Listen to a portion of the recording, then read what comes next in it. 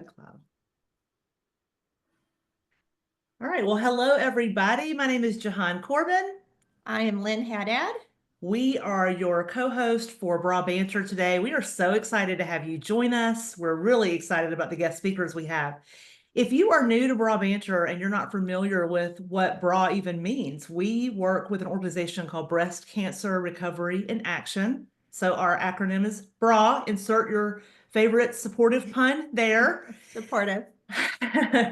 We are a community of survivors for survivors, and we hope to bring resources to the breast cancer community that would be relevant and beneficial. And Bra Banter is one of those resources. Our program primarily consists of 3 E's. That's the way I like to remember them. There's the exercise component, which we're going to talk at length about today, since it's February and it's Women's Heart Health Month.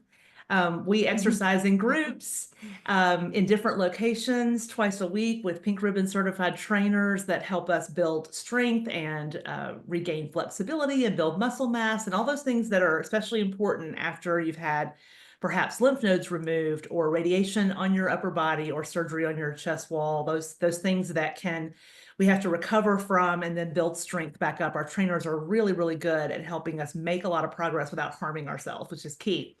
The second E is education, which this that you're listening to today, Bra Banter, falls under that piece. We try to provide value-added content in a lot of different ways, particularly nutrition with our registered dietitian who's here to speak to us today.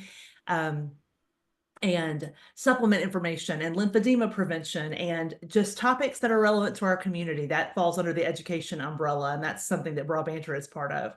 And then the third E is the emotional wellness component, and that looks like in-person groups meeting with other people who have experienced breast cancer, facilitated by 2 survivors, usually meeting groups of 6 to 8 people. And it's in person, it's a 9-week program, and we work through a curriculum that is written specifically for breast cancer by our executive director. And we really dive into some of the emotional components that come with a diagnosis like breast cancer. So that's kind of a quick overview of who BRA is and who we are. We're really excited to have you here with us today. Welcome. All right. Well, thank you, Jahan. I have the honor of introducing our 2 guests today. The first guest that I'm going to introduce is Lynn Leaf, and it's unusual that we have a second Lynn on our podcast. So, Lynn, I was hoping that for today only I could call you Lynn Squared. Would that work for you? Perfect. Lynn Leaf, LL. To differentiate the 2 Lynn's. Yeah. Perfect. Anyhow, Lynn is a breast cancer survivor, a fellow breast cancer survivor. She's a Bra Groups trainer, and she also has an advanced certification in training seniors. Before we got on this video, we asked her for a fun fact, and her fun fact was that her maiden name was Peach, and that when she married a leaf. And so she's very natural background, I would say, which I think is appropriate for both Bra Groups and for being an exercise trainer.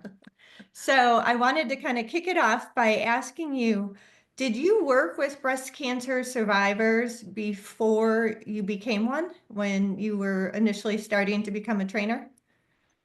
I did work with a few. Well, this is when I was I'm still a personal trainer. So I did work with a few, yes. Mhm. All right. And is there anything else you would like to share about yourself to introduce yourself to the group, or should we move on to Brittany? Sure. I live in South Franklin, so I'm lucky. I'm only 3 minutes away where I train the ladies in Franklin. It's called Berry Farms. I also work at the Franklin Y and the Franklin Rec Centers. So I do one-on-one personal training and also group fitness. But it's a pleasure to be here. Thank you for having me. Do you have a preference between the two? I like them all. Yep. You like them all? Yes, it keeps me very busy. Yeah, I bet. All right. And then I'm just going to introduce Brittany, and then we'll get back to talking a little bit about cardio fitness with you. Great, so Brittany Caldwell is Bra Nutritionist, and you have been with us pretty much from the beginning. As long as we've been around, you've been with us. You are an RDN, I believe. And you oversee our Healthy Habits program, and we'll be expanding that program in the near future. So we're looking forward to seeing that. When we asked Brittany for her fun fact, I think it's particularly appropriate for Valentine's Day when we're releasing this podcast, which you can see. I am more decked out for Valentine's Day. Jahan is wearing red for heart health. Brittany's fun fact was that she married the first person that she dated. It's very romantic. It's It actually must really have been a sweet. gem. So Did y'all meet in high school, or how young were you? No, college, actually. Oh, Yeah, college. late dater. it's true love. That's amazing. Yeah, I love I that. think it's very apropos. And now they're married and have 2 children. Happy ending. Yes, two cuties. I see their pictures occasionally. Being picky paid off. That's right. That's exactly right. That's right. What do you find most gratifying about working with the breast cancer community? Because I know you've worked with a lot of different communities as well. Yeah. You know, everyone comes so open and willing to learn. And I really have a passion for kind of preventative health. And although I'm meeting individuals who are breast cancer survivors, their focus is on how can I be preventative for the future and have kind of the highest quality of life. And I love being able to educate people on food as medicine, lifestyle as medicine. So that's really rewarding to me. That's wonderful. Sweet. And is there anything else you'd like to mention about your training or anything about yourself before we get moving? Yeah, well, you mentioned I've been with Brawl since the start. I've been a dietitian for over 10 years now, but have been working specifically with breast cancer survivors since 2018. Right now, I primarily work just with Brawl. And back in October, I kind of transitioned out of my full-time job doing outpatient nutrition counseling to be at home more with my 2 boys and be able to focus more on the curriculum development for Brawl. So I'm super excited to be here. Wonderful. Well, we're happy to have you. Thanks. All right. Okay, so let's get started. We're going to go back to Lynn Leaf, Lynn Squared, as Lynn had said, and we're going to just turn her loose. But as y'all heard, she is the personal trainer, the group trainer. She's got all the experience. And so February, I did mention it's Heart Health Month, and we're going to talk about specifically some heart healthy exercises and cardiovascular health, and really what's so important. Why is it so important for women? And I'm just going to turn it over to you, Lynn. Okay, great. Thank you. I just wanted to start off with a story. I had a client a few years ago. Her name was Carol, and she was just finishing breast cancer treatment. So she called me up and said, hey, can we work on some mobility and strength? I feel like I can't even go up the stairs, pick something up, open a can or open a jar of food. So I said, sure. She never missed a session. So she was very resilient. She just kept showing up, disciplined, and I really appreciated that. And she worked very hard. And then after her treatment, I saw her like once a week, and she came to me and said, guess what? And I'm like, what? She said, I was able to open up a jar of peanut butter. And something as simple as that, we take that for granted, but it just increased her confidence and overall, I guess, body reclaiming her body. We got to remember that it's not only about exercise, it's not only about endurance or strengthening muscles, it's also about gaining confidence and independence and reclaiming your body. So Carol just didn't survive. She definitely thrived after that, like one squat at a time and one jar at a time. So I was so proud of her. I just wanted to mention that little story and just to relate it to breast cancer. Yeah. Well, our heart is like the engine of our body, right? Do you agree? It's a muscle. It's a muscle, so we have to work it out just like all of our major muscles: bicep, tricep, quad, hamstring. So you got to work that heart muscle. So we work it in cardio exercise and strength training. Mhm. Now, people either love cardio, I've noticed, or love strength training. So Yeah. Lynn, which one do you like? Or do you like both equally? Could I say neither? Yeah. I prefer strength training to cardio. Yeah. I would say, though I do enjoy hiking, but I don't feel like I get my heart rate up as high as I need to probably in hiking. It's more walking is the honest answer. Yeah. Yeah. I like walking and I like weights. Weights. Yeah. I remember years ago, like I loved cardio. I only did cardio. And then as I aged, now I love strength training. And I think everybody has a preference, you know? Yeah. So, you know, the benefits of exercise, it just helps circulation. It decreases stress. It also lowers blood pressure and cholesterol levels. Yeah, that's pretty much research shows that. It also helps. Where was I?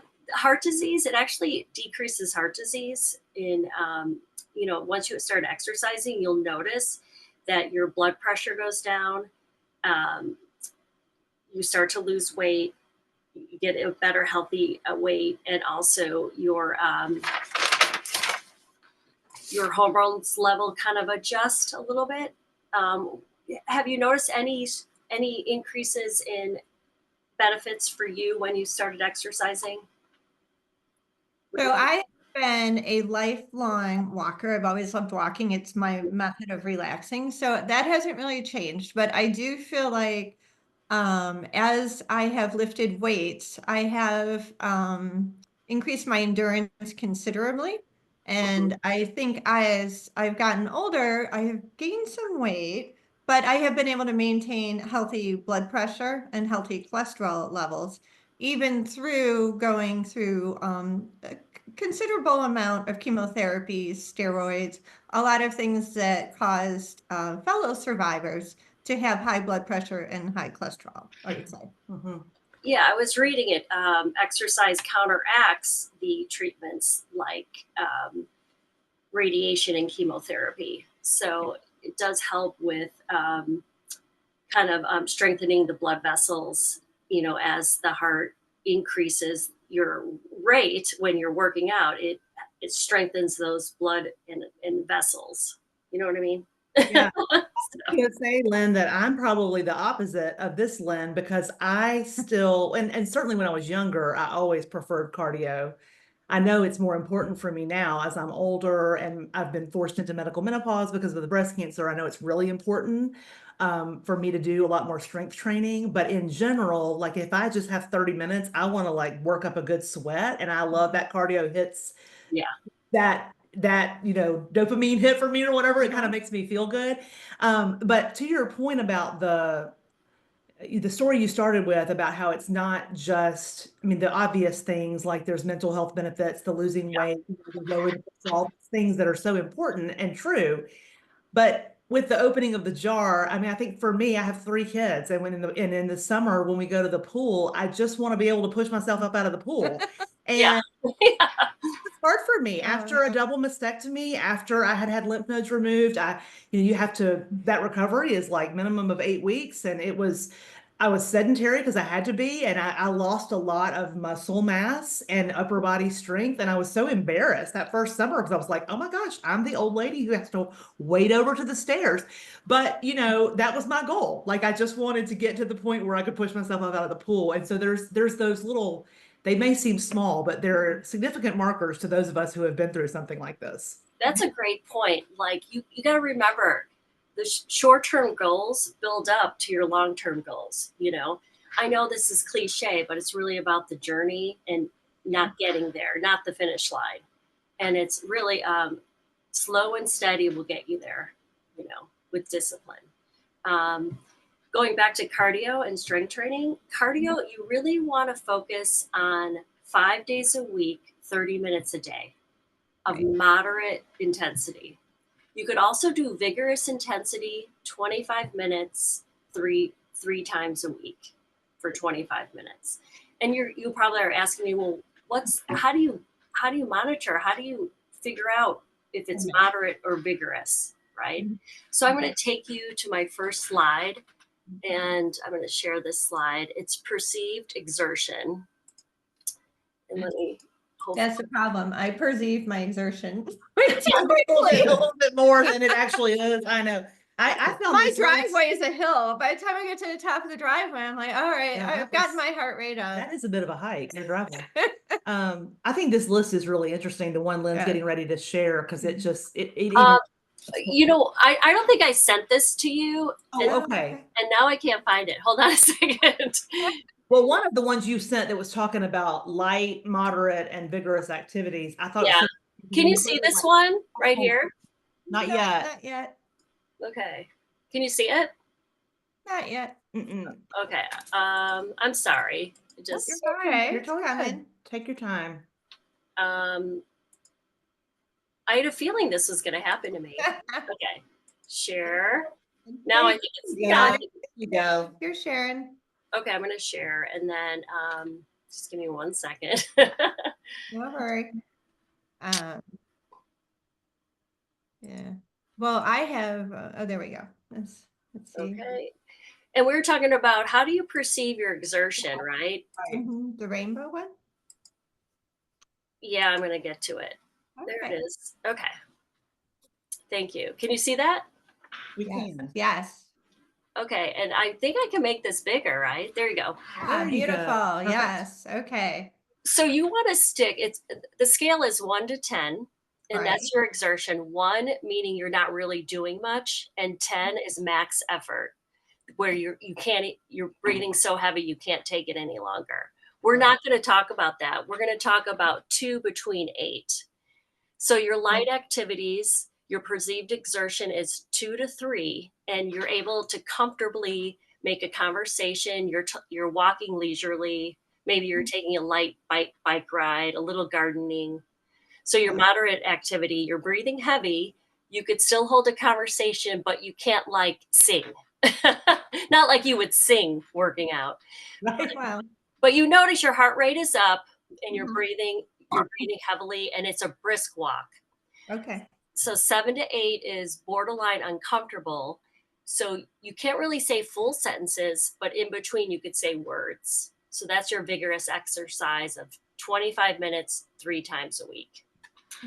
Okay, and I'm going to show you some light activities, moderate activities, and vigorous activities. So I'm going to hide that, right? And exit.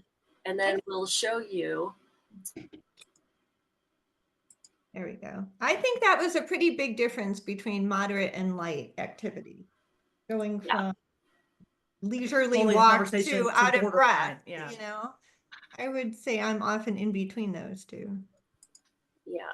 I'm sorry. I'm trying to get this here. So that's this is the one I'm talking about. Yeah, It shows with some the different household exercises. activities, and I think it gives a good. It helped me rethink of those a little bit. Okay. Okay, I'm going to open that. So your light activities Okay. are coming up, All right. and I'll open that bigger. Can you see that? Yes. So you walk slowly, leisurely walk, stretching, maybe vacuuming, fishing, cooking, shopping. You can talk, you could sing, and your heart rate might be a little bit faster than normal, but not much. Right. Okay, and then we'll head, and that's 2 to 3. Your perceived exertion is Right. 2 to 3. Then you go to moderate, and you're breathing faster. You're golfing, high intensity Tai Chi, if you've ever taken that, yoga, water aerobics, if you've done that, Zumba, and weight training. So you are breathing heavy. You can't really sing, but you could talk, but you could tell you're breathing heavy. A brisk walk. And then we'll go to, and that's your perceived exertion of 4, 5, and 6. Okay. So then we're going to vigorous, all right? And that's your CrossFit, running, tennis would be singles. And that's when you can't really talk, broken up sentences, taking huge, large breaths. Your heart rate's high. So that's your vigorous. 1 to 10, you're about a 7 or an 8 on that scale of perceived exertion. All right. Any questions on that? And these heart rates that are on the right-hand side based on age, that's heart rate per minute? Target per minute, is that correct? Your heart rate during vigorous exercise. So the easiest way to determine your max heart rate is 220 minus your age. Okay. And then you would times it by 70%. So that would be your maximum heart rate for vigorous exercise at your age. 70%. Okay. Yeah. Yeah. Wow. So you would 220 minus your age times 70%, or if you want to go to 85%, you can, but you don't have to do that. Stick with moderate 5 days a week. Okay. All right. Especially to start. And what's nice about that, you could break that up. Maybe a 10-minute brisk walk in the morning, in the afternoon, and then the evening. You don't have to do 30 minutes all in one shot. Yeah. You know what I mean? Yes. I mean, personally, I walk faster than 2.5 miles per hour pretty much every Yes, right. Me Yeah. too. I didn't realize that, but I'm in moderate You are. considerably. Mhm. What about like low impact on the vigorous activities? Say I wanted to get myself a little bit of a boost. I mean, that is one of the dilemmas. A lot of women are on AIs. I also just generally just feel like my joints, for whatever reason, ever since I went through treatment, they're not the same. Mhm. And the more, a lot of these activities that involve a lot of impact to my joints just are harder than they used to be. True. Like running up and down stairs, all that, it's just hard. Oh my God, it's so hard, isn't it? Yeah, I mean, like, do you have any suggestions off the top of your head? And I don't mean to put you on the spot, but for ways to get your heart up without lots of impact? Well, water aerobics, I'm a water aerobics instructor, and that's the Oh, best way. Most of your weight is taken away. So basically, you're only working about 15 to 20% of your weight. So there's hardly any impact on your joints. really? Yeah. I would also recommend, any Pilates or yoga for recovery, because bodies need recovery. Right. People forget about that balance. Recovery is so important, Yeah. and for overall well-being as well. Yeah. So, there's a lot of low impact. You could do light weights with a lot of reps. Yeah. And Locally, I've been to some water aerobics classes at the rec center where they've actually put bikes in the water, and we've done some spinning and then like weightlifting in the Really? water. Yes. And I actually was kind of humbled because I thought it was going to be a lot easier than it was, because Yeah. I was one of the youngest participants That's what in the class I was gonna make by a like joke, but 40 yeah. years. And it was not easy. And so, I mean, I really feel like I got a great workout, but like Lynn said, I'm on an aromatase inhibitor that my joints hurt a lot. I think too, like as my metabolism has slowed down, I've gained a little weight, middle age, like just my knees and hips, things hurt more than they used to. and believe it or not, weight training would help that.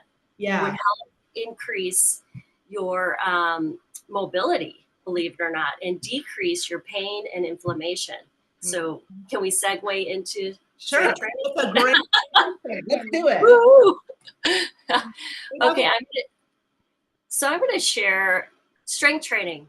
Let's start with 2 days a week, Okay. non-consecutive days. Okay, so you should never work out with weights 2 days right in a row.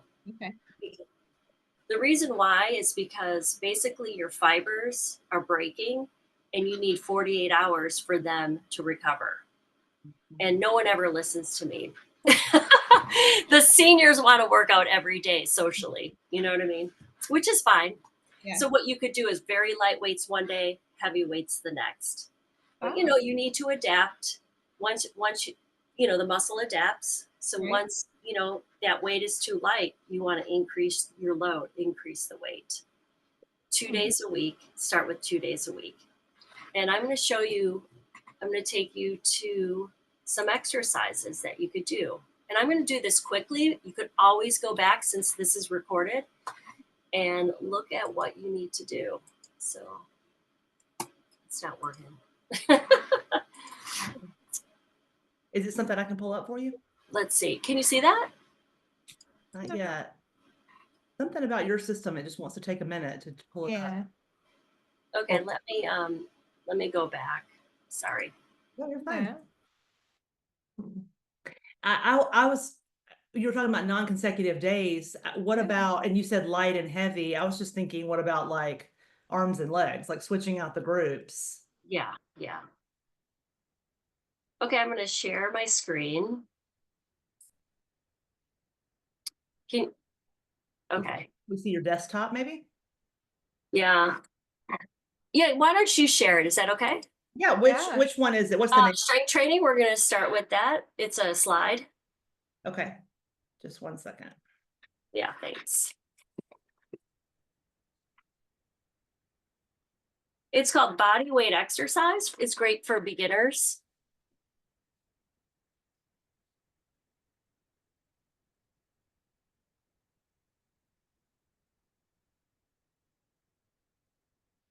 Okay, it is pulling up. Just a second. So.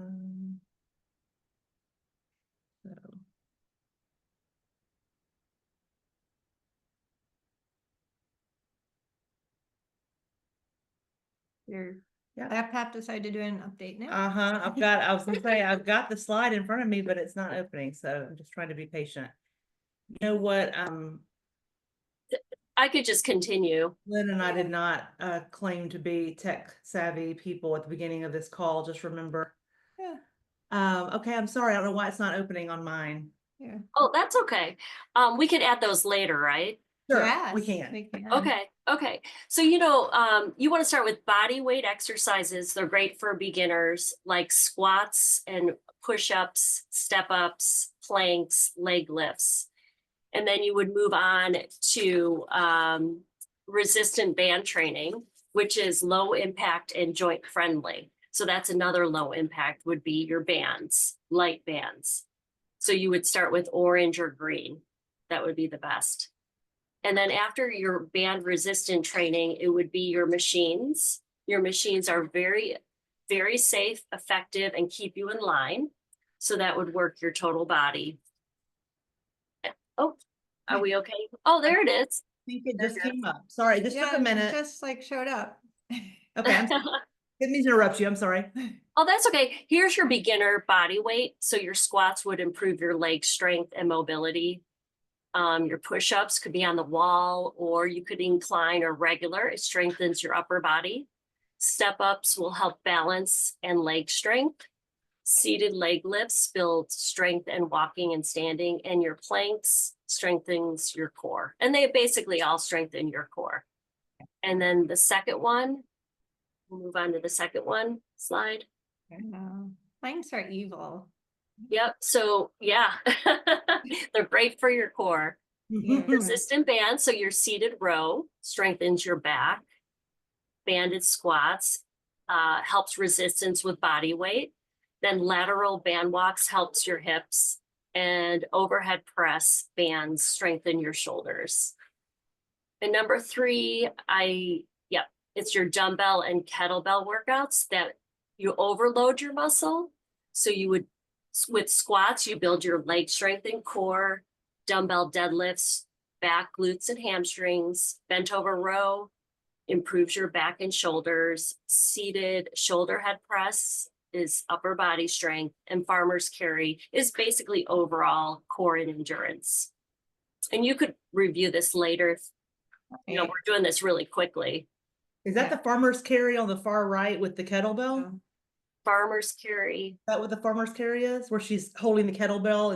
That's the deadlift. Yeah. So farmer's carry is like holding your suitcase. It's not like we hold the suitcase anymore. We roll it, Yeah. But you never know. You have to pick up your suitcase, right? When you travel. That's the farmer's carry you're practicing. Oh yeah. Well, Yeah. you have to put it up too. If people want to check their form, is there like anything on YouTube that you recommend, like double checking like a demo or something if they want to do it at home? Obviously, coming into a group is great, but everybody might not be available to do that. Yeah, there's thousands of videos where I want to check my form on a bent over row. and you would 1,000 would come up. Yeah. You would put proper alignment for dumbbell deadlift, and they would all come up. And you think most of the sources would be pretty reputable in terms of not finding somebody who's. Well, the most popular ones come up first, usually. Okay. All Yeah. right. The most views would be the Right. most They've popular. got like a ton of views, they're probably going to Yeah. be first. Yeah. Yeah. Okay. Okay. And then I just have a couple more real quick. Yeah. Sure. And then machine based, I really like for beginners too, because it's good for stability, control, and also alignment. So your leg press will build the muscles in your leg. Lat pull down strengthens your back and shoulders. Chest press helps with pushing, and leg extension and curl targets hamstrings and quads. And then one more. Great. Good. Power training I love for my seniors. Helps Uh-huh. core stability, balance, and function. Functional fitness is the way to go. So the medicine ball slams improves your coordination and power. Step ups helps balance, and speed squats helps agility and quick movements. Really, all working out is 5 components: pushing, pulling, squatting, twisting, and what's the other one? The deadlift. Yeah. So I feel like the medicine ball slam has a twofold, you can also get your rage out. That's what I was When going you to slam say. the ball down, I just feel like it's like a way to just work through some anger issues you might have. Oh, totally. I have one more. I found this really interesting study that they followed 933 breast cancer survivors, and it was from the Journal of Clinical Oncology. And they found that people who engaged in moderate physical activity, so that would be your brisk walk 3 to 5 hours a week, had 50% lower risk of breast cancer mortality compared to the inactive survivors. The study highlighted how exercise improves overall survival, and it reduces the risk of recurrence. And not only is exercise important, so is nutrition. You could never out-exercise a bad diet. So that being said,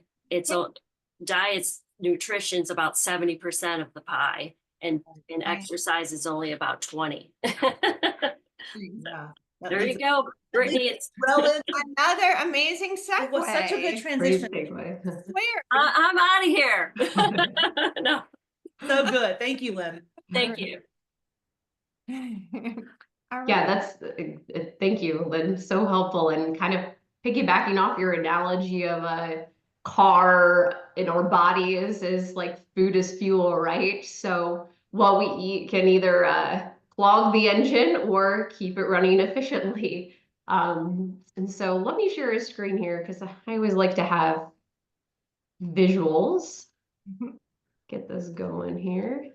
Do Girl Scout cookies fall in the fuel category or the clogging category? I'm afraid to ask. They're probably quick fuel and long-term A clogging. long-term clogging. That's a good answer. That's good. Yeah. I know, 'tis the season for that. I actually didn't buy any this year. Oh, I couldn't help but my cute I little would have, neighborhood girl. Yeah, I couldn't help it. Nobody asked me. Oh, I think they're selling it at church this weekend for us, so I have to make sure I don't have any cash on me. right. They Coming take up. credit cards, Ugh. I might forget mine in the car then. Everybody Venmos these days. All right. But yeah, nutrition, I mean, exercise is, I think, critical is as you mentioned, Lynn, too, is when we exercise, we tend to feel better. We can better regulate our emotions and stress. And we know exercise goes hand in hand with also making healthier food choices too.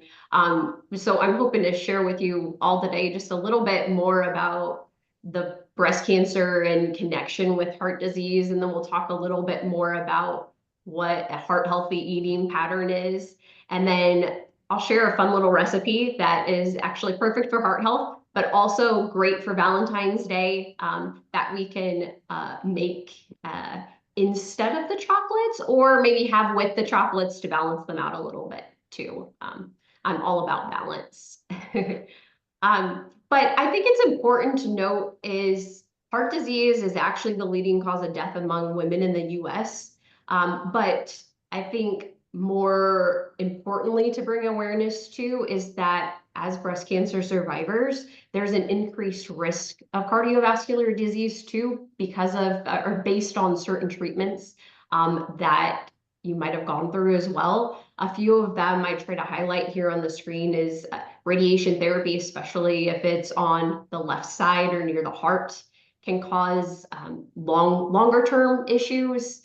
Certain types of chemotherapy drugs, and then Herceptin treatment as well. They're all known to create cardiovascular problems, especially if risk factors for cardiovascular disease go or get left untreated. So things like high cholesterol, high blood pressure are things that we can really be proactive about to minimize our risk as much as possible. So looking at this, the slide can be very discouraging, but on the flip side of things, lifestyle modification can play a huge role in preventing some of those complications as well. So as Lynn already hit on, regular exercise is part of that, smoking cessation, and then also a heart healthy diet. So we know that what we eat influences our heart health, blood pressure, reduces inflammation, cholesterol levels, triglycerides, all of that. One study I came across too that I think is super helpful to point out is there's a study published back in April of last year, and it looked at the diet quality among breast cancer survivors and cardiovascular disease. And what it found is that women at the time of their breast cancer diagnosis who were following what's called the DASH eating plan, so dietary approach to stopping hypertension, had the lowest risk of developing heart disease.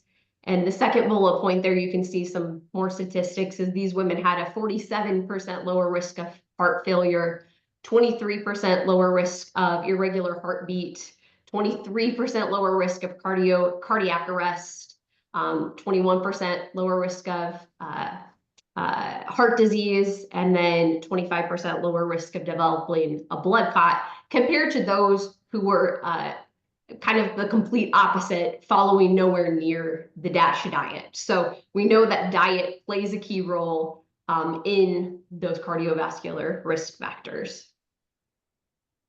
So you're probably thinking, well, what is the DASH eating plan, right? Yep. As I mentioned, is DASH stands for the dietary approach to stopping hypertension. So originally, it's a well-researched diet, and they looked and saw that following this particular eating plan can help reduce hypertension or help an individual manage high blood pressure. But then more and more research has come out about it and just the overall benefits for general health, but in particular cardiovascular health as well too. So some of the key components, and all of this goes hand in hand with overall breast cancer survivorship. Nutrition too is very much a plant-based, minimally processed whole foods diet. So it incorporates lots of fruits and vegetables, whole grains, really a focus on lean protein sources, fish, turkey, chicken, beans, and then really a big emphasis on the quality of fats in our diet. So these healthy fats that we're going to find naturally, nuts, seeds, particularly olive oil. And then on the flip side of things too is the DASH diet really limits foods high in saturated fat. And when you think of saturated fats, typically we think of animal-based foods. So beef, even pork, high-fat dairy products, cheese tend to be very high in saturated fat. Most of those coming, or all of those I mentioned, coming from animal-based foods. Naturally, we want to limit our intake of sugar-sweetened foods, added sugar in the diet, and then really limit sodium in the diet as well. So if we're following more of a minimally processed whole foods diet, naturally sugar, naturally sodium tends to be lower when it comes to that too. Brittany, I had a question. So Yeah. When you're talking about like saturated foods, saturated fat, sorry, cheese always comes up. Now, is milk concerning? Because I mean, cheese is a dairy product like milk and yogurt. So where does that distinction come from? Like I have Yeah, 2 teenage sons, which I think you know, but I mean, they are drinking gallons of milk. Yeah. I mean, Yeah. it's like, it's sort of encouraged in my world. y- yeah. So depending on the fat content of the milk affects how much saturated fat's in it. So whole fat milk is going to be much higher in saturated fat compared to skim milk, which they remove all the fat in skim milk. So from a saturated fat standpoint, drinking like a lower fat or skim milk, you're not getting those saturated fats. So you are limiting it in the diet. You hear cheese a lot with being a high saturated fat food because most cheese is made from whole fat milk. So you're getting the saturated fat in cheeses. And they do make low fat cheeses out there. But my approach is if you've ever tasted a low fat cheese, it doesn't taste nearly as delicious as a regular cheese. So I'm all about enjoying whole fat cheese just in moderation. And when it comes to milk, I think like a 2%, 1%, or even skim are healthier options than going with the whole fat all the time. Unless maybe you're a teenage growing boy that needs the Right. energy and the fat based on your activity level, right? Well, and a similar question about a different food, but my family, I love fish, I love chicken, and I could eat that all the time. But I have 2 sons and a husband who are meat eaters, like who like steak and ground beef, and just sort of I feel like just for variety, for my family's sake, we put a lot of different types of proteins. I know that the lean protein is obviously preferred, but I'm curious, like, is there anything about, I've always been confused about like grass-fed and organic, and like, is there any type of lean beef that could be incorporated that's not quite as unhealthy for the heart? And like my ground beef, I always am draining the fat. And I buy the low, I I try to buy the low fat ground beef, but I just don't know how, I've never been confident about what I'm buying at the grocery store. Yeah, no, they're actually organic, specifically grass-fed beef is a much leaner option in terms of red meat products. And you have to think, traditionally, if you go into the grocery store and you're buying beef, most of that beef is what we call conventionally raised. So it's a factory raised beef. Cows are raised in a factory and they're given up primarily a grain-based diet. So what that does is that fattens the cow up. So it yields more meat, but it also makes it a lot fatter, higher saturated fat. Versus if you can do a grass-fed beef, what that means is the cow, if it's 100% grass-fed, that means all it is given is a grass-based diet. But if it's even partially grass-fed, it might get some grain, also might get some grass, but that tends to yield a much leaner beef product, and you're going to see less saturated fat in something like that and more healthy fats. So that's definitely a great alternative if you're doing red meat, specifically beef, is to opt for grass-fed varieties to get more of that focus on the healthy fats versus some of the saturated fats that's in more of the conventionally raised beef products. And that's same for milk too, is if you get a milk that is more grass-fed based and it is a higher fat milk, you're going to get some more healthy fats in that because it's coming from a grass-fed dairy product. And I like to think ourselves too, if you meet someone that is primarily eating vegetables or salads, they tend to be more leaner in body composition compared to someone that has a diet maybe filled more so with bread, pasta, pastries. So we have to think too, if that's what a cow's diet is, that's going to affect their body composition as well. That's a good way to remember it. Thank you. That's good. Yeah. Okay. Yeah. Great. Thank you. Yeah, all great questions. Okay. So that leads me into kind of putting the DASH diet into application a little bit. Is I think one of the hardest things about following a heart healthy diet, honestly, is making sure we're getting enough fiber in our diet and the right types of healthy fats. And one of the types of fats that often gets overlooked is omega-3 fatty acids. And the reason why it often gets overlooked is it's found in a very minimal amount of foods naturally. Our best source of omega-3s is going to be fish, specifically what we call fatty fish. So salmon's a big one when it comes to that. Mackerel, sardines, herring, a lot of fish people don't eat on a regular basis, but it's packed with these omega-3s. And then a few plant-based foods, chia seeds being one, walnuts, flax seeds, hemp seeds, also containing some of these omega-3s. So when you hear that list of foods, most of the time we're not consuming those on a regular basis. So a lot of us are deficient in omega-3s and we don't realize it. And it's a critical healthy fat for heart health. So one way to incorporate a little bit more of that is a chia seed pudding. I love chia seeds. They're small but mighty when it comes to nutritional value, and one of the highest fiber foods per serving that you'll find. So just in 2 tablespoons of chia seeds, you get 10 grams of fiber. And to put that into comparison, we should be getting at least 25 grams of fiber a day. Some of the American Institute of Cancer Research actually says we should probably get 30 grams a day. So to get 10 grams in just 2 tablespoons of a food, that's a big nutritional punch there. They're super rich in omega-3s. They specifically have an omega-3, it's called ALA. This is not the kind that you find in fish, but it's still a power-packed nutrient. And then they have a ton of antioxidants too. So the big thing is, we've mentioned the word inflammation a couple times too. Keeping inflammation minimal in our body is important for cardiovascular health. It's important for preventing cancer recurrence. And so chia seeds are packed with protection against this free radical damage or inflammation in the body.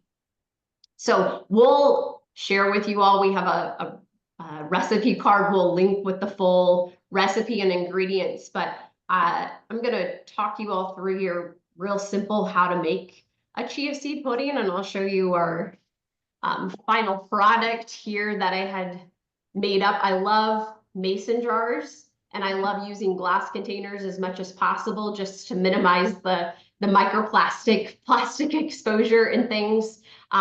But you can see on the bottom here, I have a cherry puree, also super anti-inflammatory, packed with nutrients. And then on top here is my chia seed pudding. Mine is kind of dark color because I added cocoa powder to it, which I thought would be great for Valentine's Day and adding a little chocolate twist to that.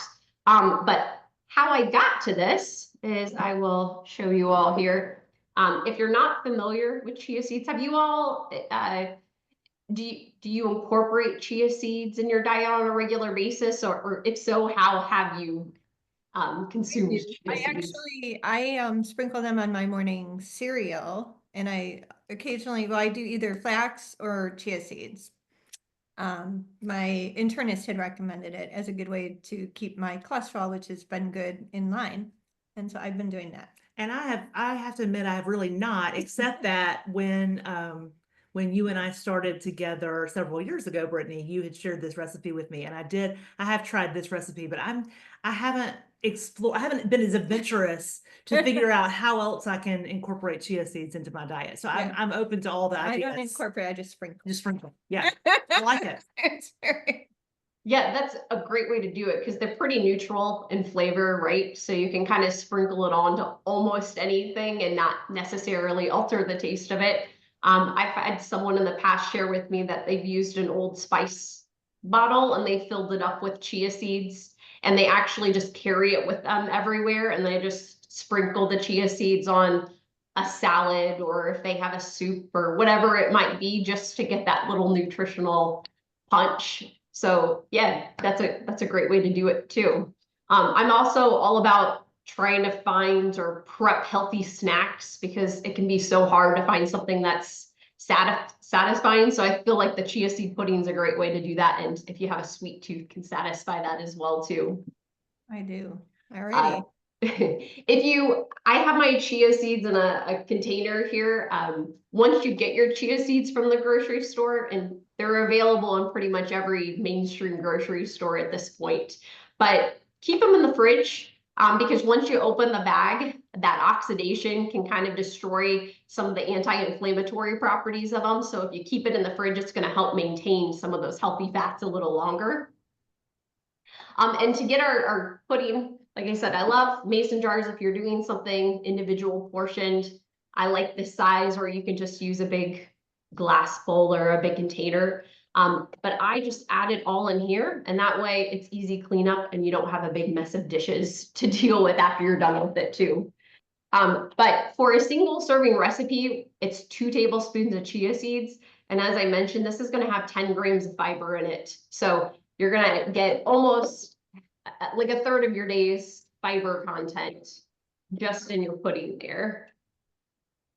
And then the only other main ingredient here is using, I'm going to use an unsweetened almond milk. I like this Khalifa Farms one because the only ingredients in it are water, almonds, and a little bit of salt. You have to be cautious with some of the dairy alternatives because they can be filled with a lot of other filler ingredients, or some of them contain a lot of added sugar in them too. So, as part of that DASH eating plan, we want to limit sugar. Make sure we're not getting that in the milk that you utilize. And all this takes is just a half a cup portion. So I'm gonna measure that out here and just add it to my mason jar. I know it's hard to see on the screen, so I'm going to scoot back here a little. What made you choose almond milk? The sugar, or just a general preference in your household, or? I like the almond milk because it doesn't have any sugar in it. And I try to be cautious about how much dairy I'm consuming on a regular basis. So I find this to be a good dairy substitute. I also have regular milk in my fridge too that is organic. So I do recommend, if you're going to do a regular dairy milk, organic's a good variety to use for that. So it's really just more of a preference and kind of limiting the sugar intake as well too. I think a lot of people forget that even a plain milk has sugar in it because a dairy naturally has sugar, lactose in it. So like an almond milk isn't going to have any sugar compared to something like a cow's milk, even though it's naturally occurring. Yeah, the sugar sneaks in everything. It does. It It's really does. amazing. You have to really read. Or the people are putting it in everything, but yeah. Yeah, and we talk about if whether you're postmenopausal because of age or because of treatment. Menopause makes us retain abdominal fat a lot easier. And so one of the things that abdominal fat likes is sugar, or it can more easily convert sugar into fat. So I think if we can minimize our exposure to sugar as much as possible, that can help with a healthier body composition as well too. I think we could switch from cow's milk to almond milk and then get an extra glass of wine. What I just heard. Is that what you heard? That is what I heard. Maybe we should schedule an individual session. I'm thinking I've got to go trash all the Girl Scout cookies. This is the best. I know.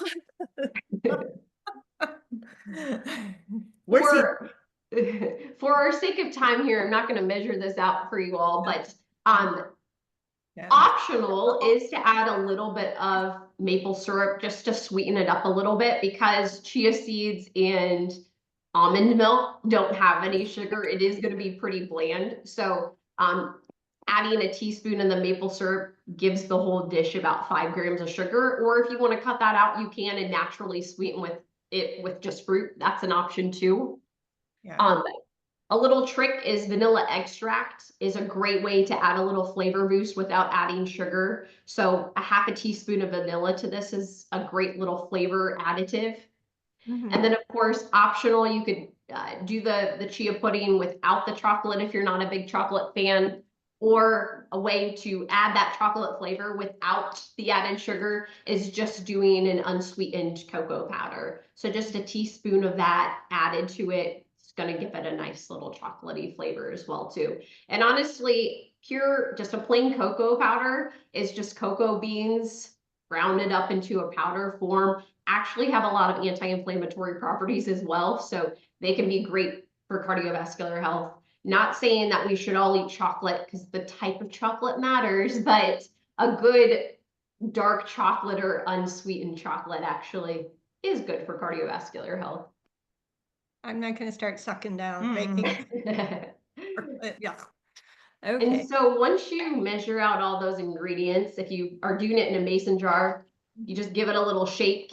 And again, you're incorporating some exercise with this too, a good arm workout. Nice. And you're gonna get your chia seeds to mix all up there. I like to stick it in the fridge for like 5 to 10 minutes because it's gonna start to thicken up a little bit. Give it another good stir and then let it sit in the fridge for at least an hour before you enjoy it. So you can see it's pretty liquidy right now. But what chia seeds do when they're exposed to liquid is they gelatinize or gel up a little bit. So you can see with my prepared pudding, it's a thick consistency, of pudding-like consistency. So once it sits for a little bit, you can enjoy. I have, like I said, a cherry puree at the bottom and then the prepared chia pudding.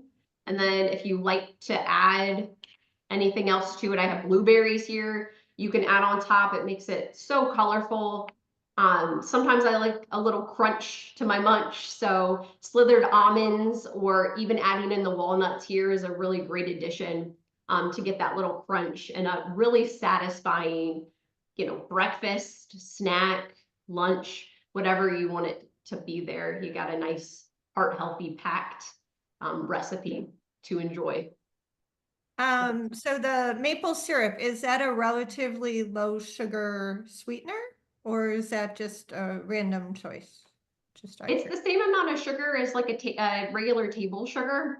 The difference is it's less processed and it is going to have a few more nutrients in it compared to white sugar. So I like to say sugar is sugar. The way your body processes it compared to white sugar is going to be about the same, but it's going to have a slight nutritional edge that I like to use it over white sugar in a lot of different recipes. Is there anything, what about honey compared to white sugar? I mean, I understand it's still sugar, but is there anything nutritionally valuable about honey? Yeah, that's another great alternative as well too. And especially if you buy honey local, you can get some of the allergy benefits to it, or it can actually be really great for allergy relief in that aspect. But yeah, it's sugar, but a more nutrient packed, less processed option compared to regular white table sugar. Right. Awesome. Thank you. Great. Yeah. Interesting. All right. So just some final tips to share with you all is just knowing heart disease is serious. We know that, but also some aspects of it can be preventable with lifestyle modification. From a nutrition standpoint, the DASH eating plan is a research-backed eating pattern that can support cardiovascular health. And really some takeaways or kind of actionable things from the DASH diet is trying to get at least 5 servings of fruits and vegetables every day. That's a way to really focus on those produce items. I'm all about convenience foods, right? When we're busy and we need something quick.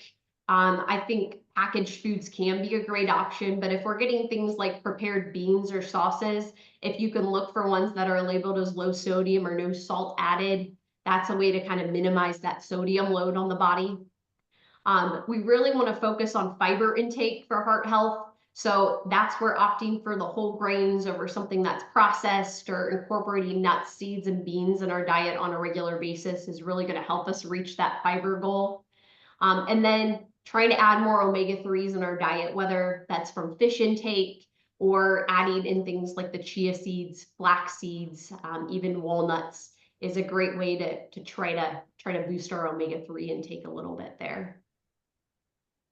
Great. Well, I think those are excellent tips. So good. I really have learned a lot and I've enjoyed this conversation today. Yeah, thank And you all. And Yeah, if thank you. if you're interested in learning more about nutrition offerings with bra, people can reach out to me. My email's on there. But we offer 6 different classes at this time that are focused on different topics related or that are relevant for breast cancer survivors. So we definitely get into more juicy information in those sessions. Love it. Well, both of y'all are such experts in your field, and we are very grateful for your time today. So thank you Yeah. for Well, thank you for having us. yeah, thank Appreciate you. you all. It's been really, really helpful. And you may go to our website, info@brawgroups.org. And if you would like to get more information on our organization, or you want to pass this recording on to share with a friend. But we thank you, Brittany and Lynn. We're so thankful for your time today. Yeah, and we will be talking about imaging in March. March Broad Banner information will be coming out shortly, but we just had a planning session before this, so it's gonna be really interesting, I think. Yeah, we're speaking to a radiologist about all the latest and the greatest when it comes to imaging and looking at breast tissue. And it's interesting. It's a fascinating field, ever changing. So Alrighty, thank you for your y'all. Thank you time. for your Happy time. Valentine's Day. Happy Bye-bye. Valentine's Day. Bye.